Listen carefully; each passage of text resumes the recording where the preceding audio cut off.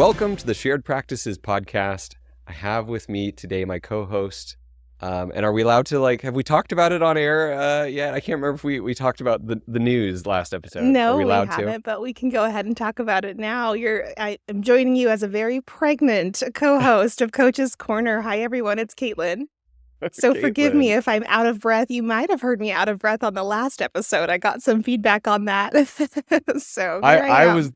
That was the first time I heard was last episode. And then we're getting close. So hopefully the episode is not interrupted, is about how close we're getting. Are we almost there? That's right. Yeah, we are. We're less than 2 weeks out. So I think we should be in good shape for the next 30, 40 minutes or so. But we better start now just in case. Just in case. Exactly. No, this is great. I'm super excited for you. And thanks for, I was deathly ill 2 weeks ago when we were supposed to record this. I was like, Caitlin, I have no voice. I can't record. And she's like, well, I don't have a lot of time before the baby comes. So Yeah. let's get these episodes in. This is a really fun topic. It's really funny too when Suzanne is like, hey, I need you guys to talk about getting a team member to opt in, which, I shouldn't out Suzanne and tell her that that's what, it's not the tone of her emails. That's not what Suzanne's like. But all of a sudden, it instantly was like, oh, this is going to be a fun episode. And we just spent 5 minutes before going on air really fleshing out this idea. I think it's going to surprise people. This episode has nothing to do with bonuses. Yeah, you're very correct. That didn't even cross my mind. So everyone is always like, how do I get my team members to really buy into the practice and what we're doing and care and think like an owner, which, they're not an owner, but and they always think it's a bonus system that's going to solve all their problems and get everyone to lean in. And it's just not. It's just not. And that's what we're going to talk about today. Matt Garino once said to me back when he was still coaching GP practices, he had some pretty good wisdom that has stuck with me. I had a client curious about that kind of same thing. Do we just go ahead and do the bonus right off the gate? And Matt said, I'm okay with bonus structure. It's not that I'm against bonus plans, but I don't like them in place of bad leadership.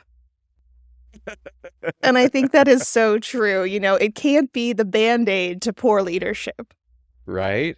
Just here's some money. Figure it out, guys. Yeah. Even though you don't know what to do, I'm not communicating, and we're not on the same page, there's a bonus, so you freaking get your butt in gear. Right. Yeah, exactly. So we're going to give you an overview of maybe some other tangibles and some big picture items to think about before you go down the bonus path, or maybe in addition to the bonus path. Exactly. No, figure this stuff out first. I mean, I think the thing I've always been a huge proponent of is bonuses are that last 10%. Once you've figured out everything else, everyone's aligned, your systems are all built, the culture is there, and it's you actually just want to share. You're like, I know we can do a little bit more, but I want to share that win with the team. So this first point, there's 3 points that we're going to make. We're going to talk about 3 ways to get your team to buy in. And maybe we'll outline it up front here.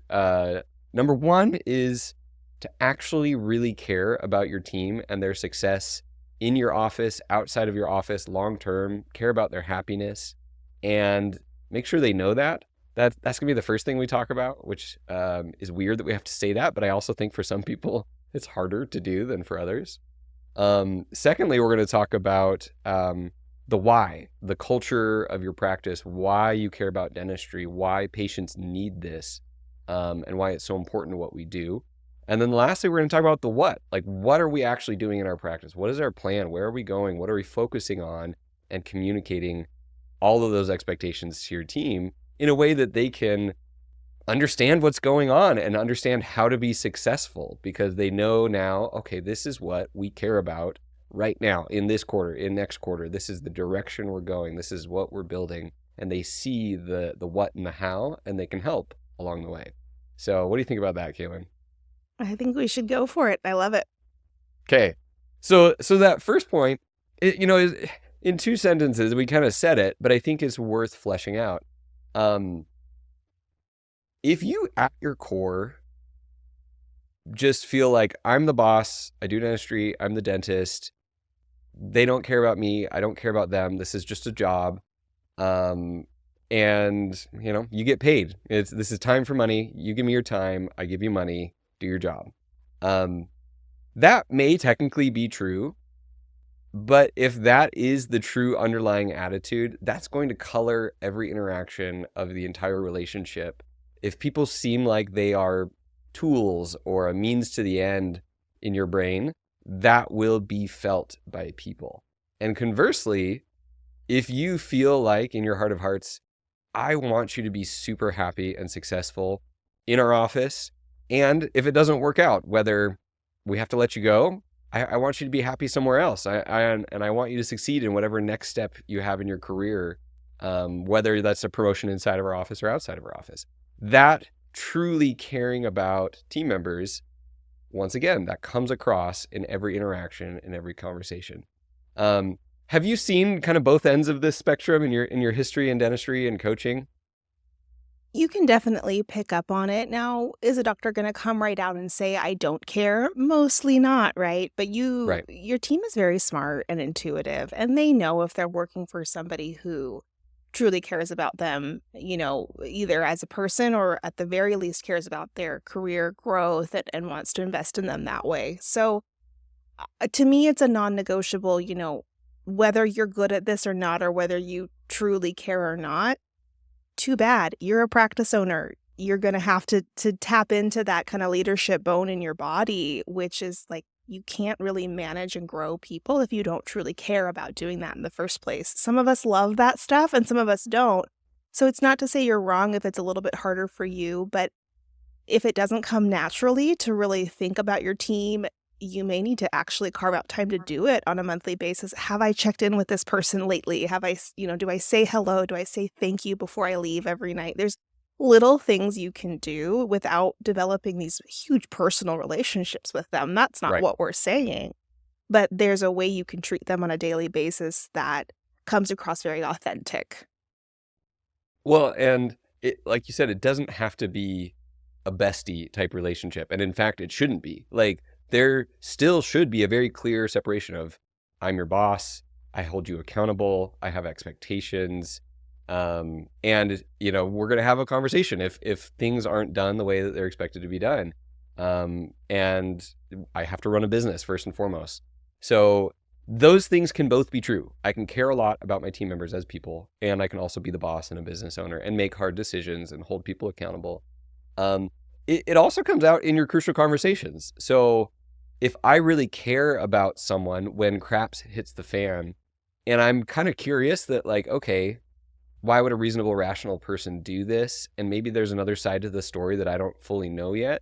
And if there's not, and they were just being a jerk, then yeah, I am going to be pissed. But if you can walk into a conversation caring about that other person, and that comes across of like, hey, this isn't okay. This is a problem. I care about you. And that's why I'm bringing this up with you. Because if I didn't care about you, I would just let you keep making everyone angry and then you lose your job out of the blue. But because I care about you, that means I'm going to talk to you and I'm going to share with you what I'm seeing and what you need to hear.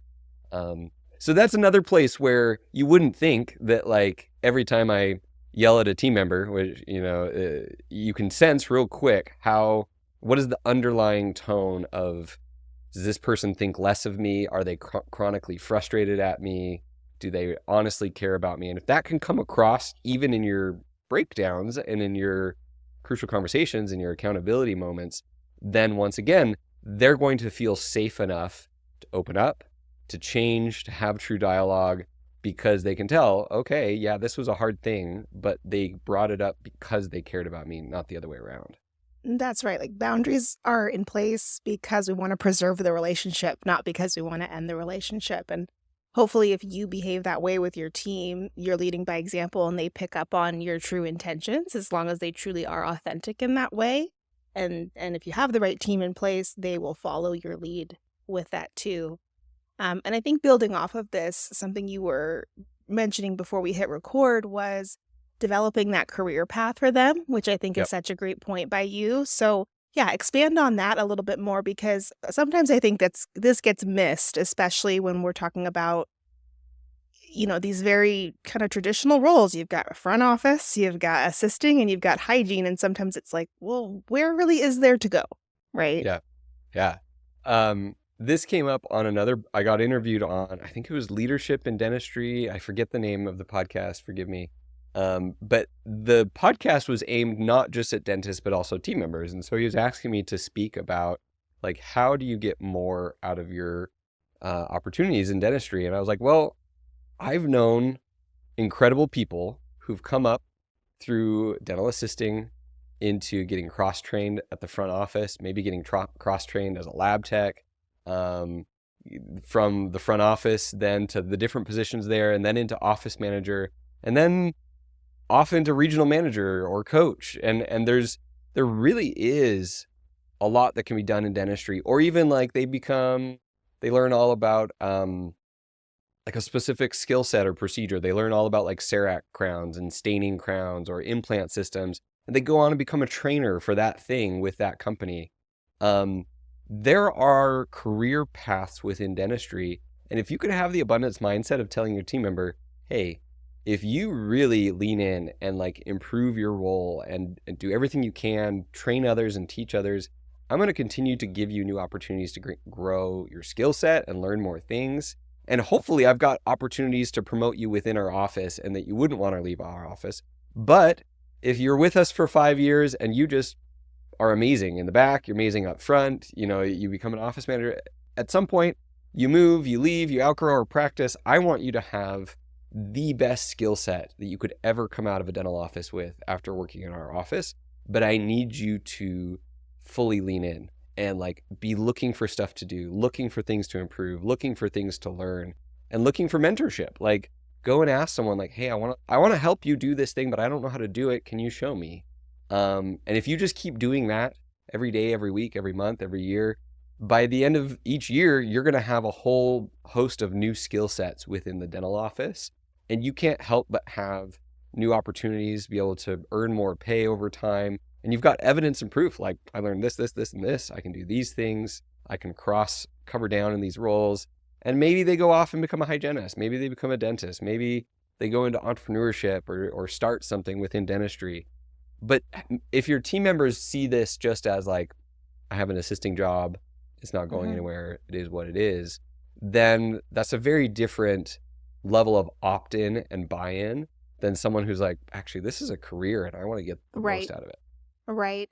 If you cast that early on with them and you truly walk your talk and you believe that regardless if they're with you for 1 year or 10 years, you want every team member who joins your practice to leave better and more fulfilled and more experienced than when they got there, that transpires over to them. And then you attract those types of team members who do view this as a career. And I'll be honest, I think that is a top challenge in the industry, especially with the positions that don't necessarily require certain licensing or a certain amount of school, right? Like, what can we really expect in terms of our admin department? How many years can we expect them to want to be with us? Well, that kind of depends on the growth path, I think.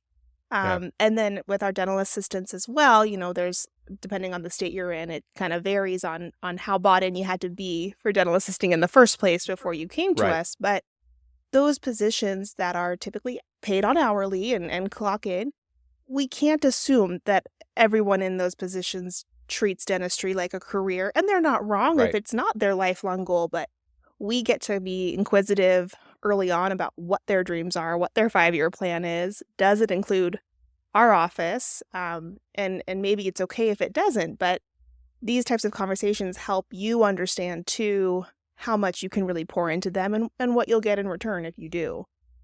Well, and if we're growing as a practice and we know there's going to be an assistant lead position, there's going to be a front lead, there's going to be opportunities, then doing what you just said, this is the other part of it. They may not want to do that. There's a lot of team members who are like, yeah, thanks, Doc, but I kind of just like doing this and I'm not gonna, that's fine. Right. You're not gonna create this urge in them. But for the ones who like can catch that vision and you can figure out, okay, well, what do you want? How can I help you develop a new skill set? What's the thing you want to focus on this quarter or this year at learning and cross-training?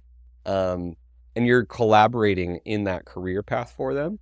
I think that's very motivating and had a lot of momentum for team members. So related to that, though, is this next topic of the why of your practice. So why do we care about dentistry? Why do we care about, catching fillings early and crowns and dentures and fluoride and perio? The clinical why, as well as the cultural why of your office. So do we have we articulated both of those things? Do we go back over those? Do we hit on them a time and time again? I think we've done a lot of great episodes in the past. I can't remember if we've done it since we've rebooted the podcast on core values and defining these things and who you're serving and the mission of the practice. I do think, and this is heresy here because I'm not allowed to reference other consultants in the industry. Paul Etchison I think we're from Dental allowed. yeah, we're not allowed to. Paul Etchison from Dental Practice Heroes. He One of the things that I love the most, he created this like 20-page document, which was like the why of the clinical dentistry, like what we're doing and their culture. But it was Hmm. this like very passionate like declaration of independence of like, this is what dentistry means. And he would hit that drum and go back to that over and over and over of like, if you don't catch the filling now, and then it turns into a Hmm. crown, and then they lose that tooth, and then it affects their confidence and their speech and all these things. And he could tie the smallest little thing that we're catching and preventing now into like their personality and their career options being limited by their teeth and their smile down the road. Right. And just would reconnect that over and over and over. Same thing for the core values and the culture piece of that. We need to understand, what are we all about culturally as an office, and bring that up over and over and over, and make sure there's opt-in and there's buy-in on the why. So those are the whys that I see. What do Yes. you think about when you hear those? Well, I just want to add some tangibles of like, well, how do I voice this to my team? How can I do this on a regular basis? And I think this really does make the difference in terms of, can we convert some of these great people into career dentistry people? Because we all started somewhere. When I started, I didn't know this would be my lifelong career. And somewhere along the way, I got sold on it, right? Someone Yeah. sold this dream to me that this Yeah. matters. And so some of the things that come to mind are, first of all, super easy, I think, is pulling your 5-star reviews. So whenever you get Mm, together as a team, whether that's your morning huddle or it's a monthly team meeting, um, pulling at least, 2 or 3 that are, hey, we really made a difference in someone's day or someone's life. Often we can find some great gems in there of getting someone out of pain or, helping them solve something major that was really causing them distress. So bringing your team back to your specific why of like, hey, we did this for another person and that's something worth celebrating. I think that's like the easiest way you can do this. I used to just print out 5-star reviews and just kind of post them in the break room when I felt like morale needed a little bit of a boost. I would just yeah. print it and kind of like shout out to this person, that kind of thing. Another way that you can do this is looking in the media too for, every once in a Mm, while you'll see these like news articles of this tooth infection that led to, a bigger issue in the body. And like, hey guys, yeah. this is a great reminder of the mouth is connected to the body. And that's why we get full health history. And it's not just a cleaning, right? That's why we take blood pressure. That's, all that. So if you can really continue to educate and explain just how important oral health is. Like, we're not making this up, Right. right? Like, it can lead to some very serious disease if it's not caught early, these various dental conditions that we treat here in our office. Yeah. And so kind of pointing to that of like, and then, I think in your own particular patient base, pull a case study, a doctor, if Mm, there's a case you're really proud of, or hygiene, if there's a SRP case you're really proud of, where you can pull up initial when we first saw the patient, 6 months later, and then 6 months after that, how have we changed this particular patient's life with their oral health? I think that can be really impactful as well. yeah. Well, and I think I'm really glad you brought this into kind of like an ongoing tactical basis, because as the dentist, we know all of this, and it's easy to forget the clinical implications, like, and take it for granted, and actually to feel cheesy talking about it over and Right. over and over. Because you're just like, okay, I've said this and it's awkward and we all know and we're all on the same page. But what you just did there of the 5-star reviews, news stories, even like stories you see on Facebook, kind of horror Mm-hmm. stories, or, and especially if you're not like a cosmetic before and after type practice. Like Right. those practices kind of inherently have that baked in because you get to see the before and Before the and after. after and the Yeah, and Instagram and it's yeah. all fun and Right. cute and all that. But for the office that's like bread and butter dentistry and doesn't get that like kind of wow factor before and after, you have to create that and also find those stories of what this leads to, like you said, if not treated, if not taken care of, and it's real. So those are great. I love those. And core values, culture, all of that stuff is not just a one-time thing. It's part of the training and onboarding. It's part of the weekly, monthly cadence of what we do. And we've talked about this in the past, and that's a whole episode of defining that and articulating that and reinforcing that and recognizing team members based on them living those values and also holding people accountable when they're not living those values. So all of that really does lead to more opt-in from the get-go when you hire around core values, when you can articulate those up front and live and hold people accountable to them. That culture really takes on an entity unto itself of like, no, this is how we operate. This is who we are. And team members really resonate with that. And it really does work. It's not just like a check the box cat poster type thing.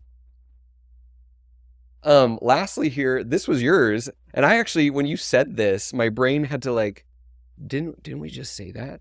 This like the difference between why we're doing what we're doing, but you're like, no, the what, the tactical, what are we doing in the next quarter, 6 months, 12 months? What is our vision for the practice in 3 years?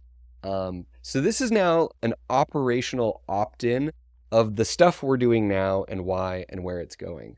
Talk to me about why that's different than kind of your core values and caring about about the team members and the clinical. How is this motivational or demotivational if we understand or we don't understand the plan for the practice? Well, I always say, we can't help you as a team. We can't help you get where you're going if we don't know where you want to go. Yeah. And when we got the email of let's do an episode on how to get the team bought in, my first thought is always, great, what are you selling? What is it that I'm supposed to buy? Right? Right. So Right. know what you're selling and educate on that. Cast your vision. I've come up with this just through personal, coaching relationships, which is a lot of times frustrated doctors or confused doctors not knowing how to lead the team to the next step.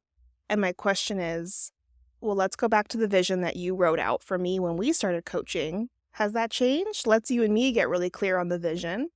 Okay, great. Does your team know this vision?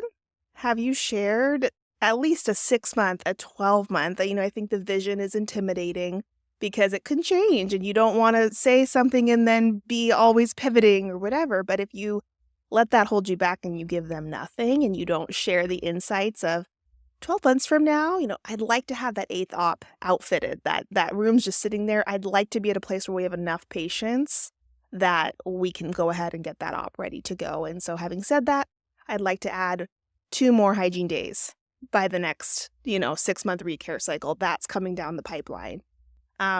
Things like that of just facility, team, schedule hours, procedures, if there's some Systems. CE Yeah. you're excited about, cast Yeah. that vision of where we're going. So that way the team who wants to buy in and wants to be with you long term you can see their excitement and okay, I'm fostering that. I'm going to pour into that because they're getting excited with me. And then these are the people that I'm going to be helping with these opportunities. And you may find that there are some team members who don't want that change, and does that make them wrong or bad? Not necessarily. It's just some team members want to be at a practice who's kind of in stability mode, where they come Yep. in, they clock in, they do their job, they go home. I don't think they're wrong for that. And there's practices out there that are in that state, right? Or they're just cruising. Doctor's Yep. happy. We're not really messing with stuff. We're just treating patients well and going home, right?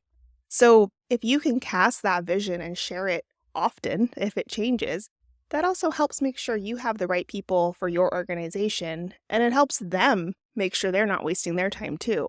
Well, it gives you a heads up too, who is going to be resistant to change and is not on board. But it goes right back to what we were saying a second ago, which is oftentimes we're the bottleneck. Like we've got it in our head of why this is so clinically important, but like we forget to reemphasize back to the team. We've got in our head, okay, I really want to grow to have another 2 columns of hygiene. Eventually, I would like to bring on another doctor. Does your team know that? And see that there is a plan for growth and that we're focusing on these metrics, and that's in support of this. Here's the systems we're implementing. Here's the CE we're taking. And so people want to win. They want to understand. And I think a lot of these come back to people always feel like if you ask anyone in any organization ever, like what could be improved around here? Like communication comes up in like the top 2 to 3 every time. Have you ever gotten that feedback at shared practices, Richard? Still to this day, right before this call. No, just kidding. Yeah, it is. You almost can't over communicate. And I think this is interesting because I've like recognized over the course of this episode, you can't over communicate the fact that you actually care about your team as people, and that's why you hold them accountable. You can't over communicate about here's our culture, here's our clinical why, this is why we're doing what we're doing. And you can't over communicate about here's the tactical plan, here's the game that we're going to win together. And between all of those things, you can circle back to those. It doesn't feel like you're saying the same dang thing every day, but there is a lot to say and reemphasize as a leader. And we forget as leaders, we forget as teams. Like we need to be reminded of what we're doing, why, how we're going to get there, and what's really important. And part of being a leader is doing the boring thing of saying the same thing over and over again until everyone's sick of it. And then you've known that you've done your job right, because that's how much you should be communicating. Yeah, I totally agree. And I think episodes like this are so important in the mix of, we are very analytics based and business forward, and that's my personality, and as coaches, both you and I are coaches, and we all have our styles, and mine tends to lead a little bit more analytical and numbers and what are we doing operationally. But so I go out of my way to make sure I carve out the time to check in on the leadership style quizzes and do we have core values? Are we doing team building? Are we checking in? It's not really my nature either, but kind of knowing that and going, okay, but this is just as important as the checklists and the scorecards and all of that. It all comes together. You can't have one without the other. So if you've taken the time to listen to this episode, I think that's step one, right? And hopefully you can take something from this of, am I pouring into all of the buckets equally, or am I focusing too much on maybe just the numbers bucket? Yeah. And at the end of the day, there's going to be some dentists who are like, yeah, but what is the secret bonus system that you're not telling us that will unlock everything and solve all my problems? That's what this episode was supposed to give me, and they're just mad right now. So this episode was for you. That's so true. Yeah, if you're still thinking about the bonus system, I mean, hey, send us an email. We can still help you with that, but think about this stuff first. Exactly. Well, and I love too that you said like I'm more of the business analytical side, and sometimes this is even hard for me. I think that's probably why a lot of doctors appreciate working with you is you're not like coming at them and saying, "Hey, doc, like you're bad for not being this way." You're like, "No, I'm the same way too. We just got to make sure we circle back and hit these things." Right. Caitlin, this was a lot of fun. And I'm bought in. Whatever it is we're doing right now after this episode, I'm opting in, and it worked for me. So it's going to work for their team members too. I love it. Yeah. You sold me. I sold you. We got this down. So yeah, as always, if you're interested in coaching and learning more, send me an email, Caitlin@sharedpractices.com. We'd love to take care of you and, maybe help you fill this bucket if you feel like it's empty right now. So 100%. We'll talk to you next time on the Shared Practices podcast.